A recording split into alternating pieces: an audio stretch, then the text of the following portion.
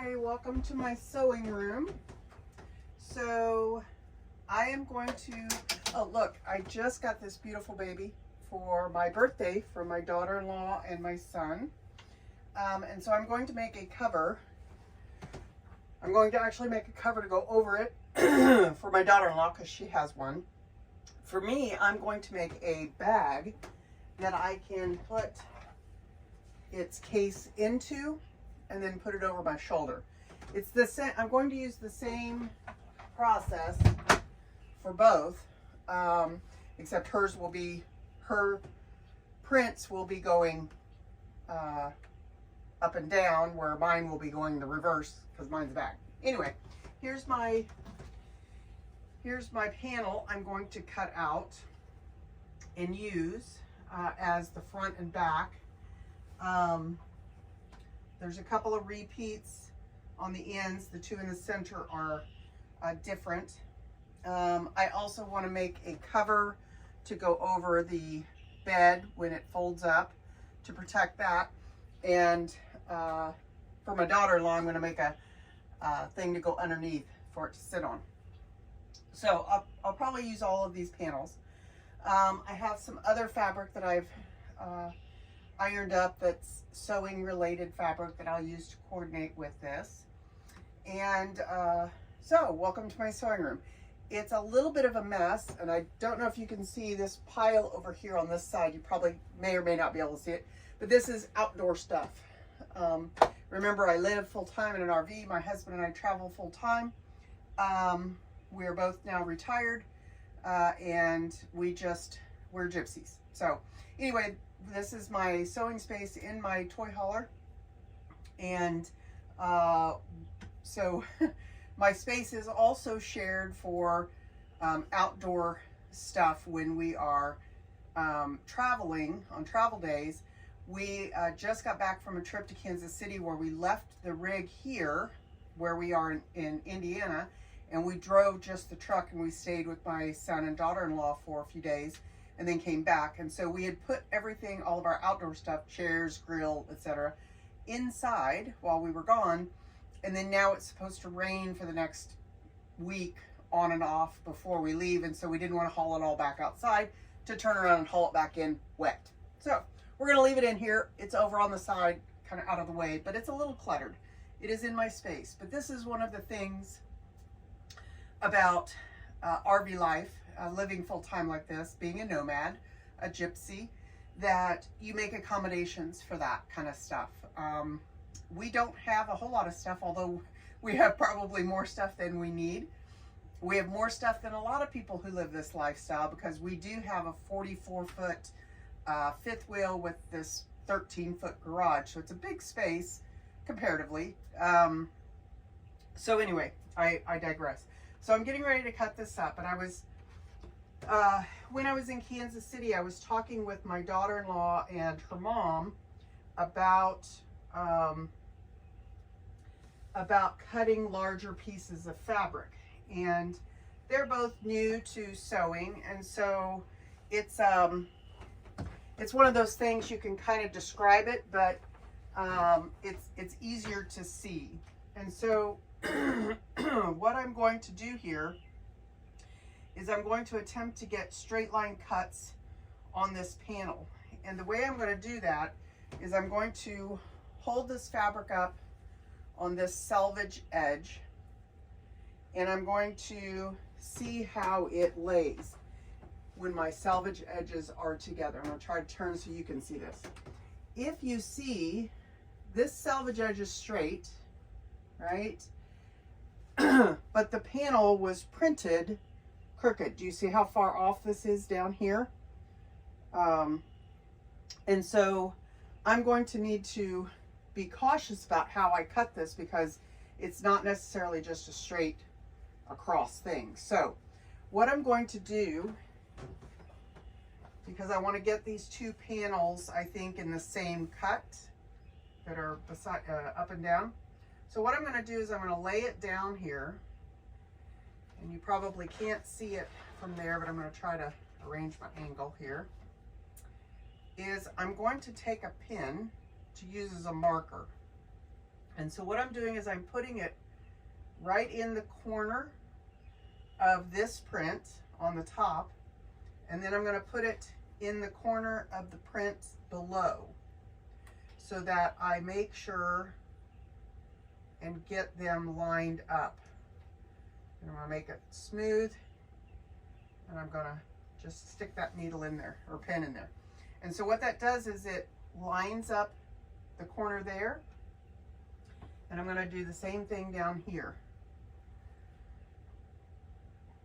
And then I'll bring it over to the camera so you can see what I have done. So I'm just going to stick it in the corner of that, and then stick it in the corner below. Make sure that it's smooth, and then I'm just going to stick that needle in there. Now, let me show you. So hopefully you can see that.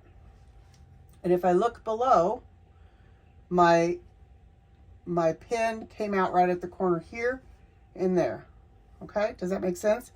And so now I'm going to do that to the others. And then when I cut in between here, I know that I'm going to get the same amount of this excess fabric in between these on both of these as I want. And it should lay straight. So we'll see how that goes. Okay, get this all smoothed out. Oops, I knocked my pin out, of course. Get back in there. And then if I feel this, I smooth it out and I feel it, and I don't have any puckers or wrinkles down here at the bottom, you see? So it's nice and straight, and I should have turned those pins the other direction so I don't poke my fingers, but there you go. Okay, so now that I've got this first one, these other two should line up pretty well. I'm going to try it and see. So I'm going to stick it in the first one in the corner, and then stick it in the corner of the back one, and line that up.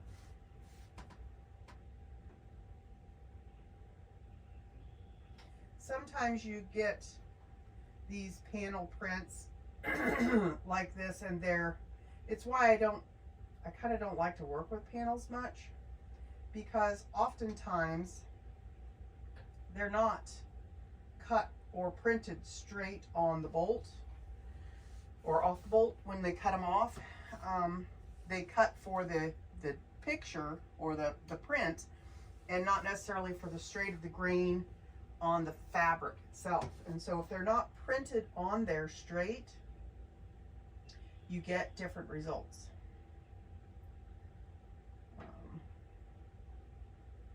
And so what I'm trying to do is ensure that I get, without having to cut each one individually, I'm trying to be sure that I get a straight cut on all 6 of these panels.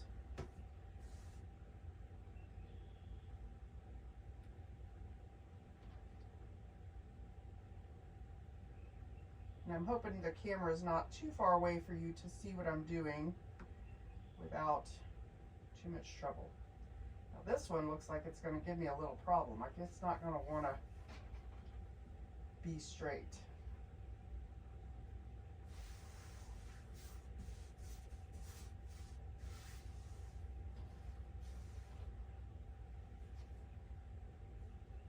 Yeah,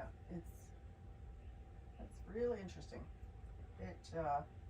It does not want it's like the one on the bottom is not quite, is maybe been stretched or something.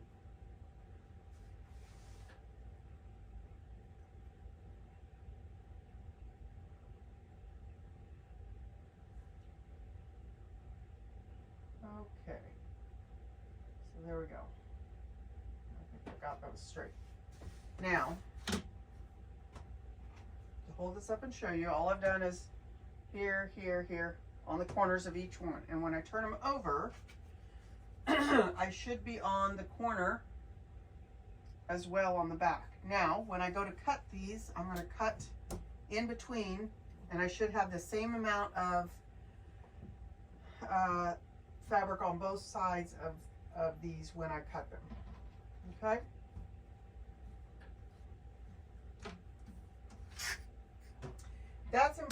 me because I'm using these as the center points of my design, which I'll be honest, I sew like I cook, and that is I don't always follow a pattern.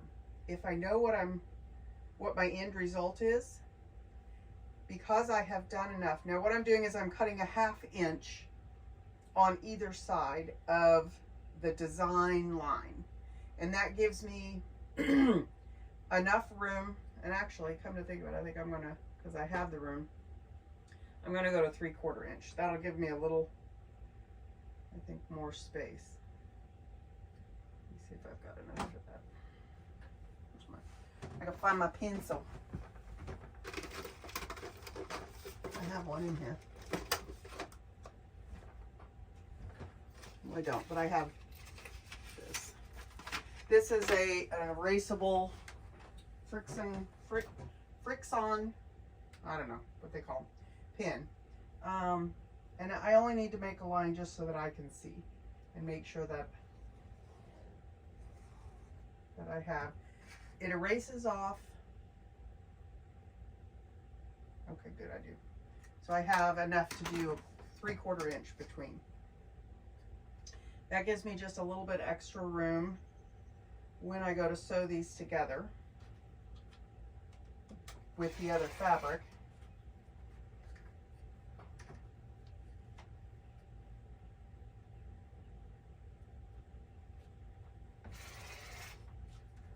Okay, now these two are cut. You see how they're right squared in the middle, and I still have them pinned together. Now I'm going to cut off my edges. I'm going to turn this around. You know, one of the things we were talking about in the little retreat weekend I did with my daughter-in-law and her mom is everybody thinks and does things a little differently. So if you see me do this way and you wouldn't do it that way, that's okay. If you want to do it a different way, my daughter-in-law's mom, Tina, and I were talking about how the way I cut is backwards for her. And that's okay. You know, everybody needs to do this the way they should, you know, the way that they're comfortable. It doesn't have to be the same as someone else. The way I cut yardage is I lay my yardage out this way, I get it all straight, I trim off, make myself a straight edge, and then I use my ruler to cut down the line. And she does it the opposite way. But that's okay. That's okay. Nothing wrong with that. Let me see, this one got a little wonky. Oops. Okay, now. So now I should have a nice straight line on all of these. Oops. Sometimes I don't know what I'm doing. That's okay. I don't know why I turned that around, but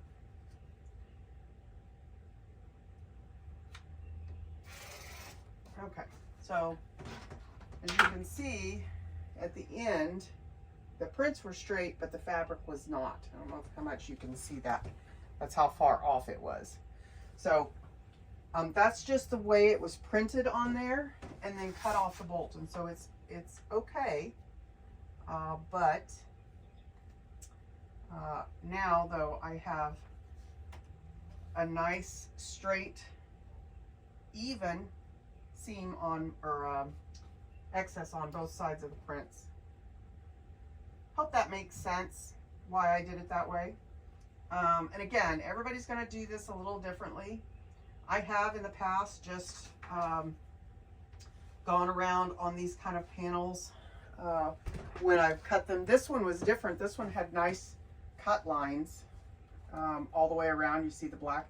So that made it easy to cut those out of a bigger panel. But sometimes when they're printed like this, you know, you don't want to cut off on the line because I want to use this in my design. I don't want to get rid of it. And so I want to have as much excess all the way around as I can so that when I sew it to the coordinating fabrics, I get the full design. And so anyway, there's 100 ways to do this. I'm just showing you this way. And so now you see they're all consistent, and I have a nice base to start with. All right, so I just want to show you that. Hope you enjoy it. Thanks.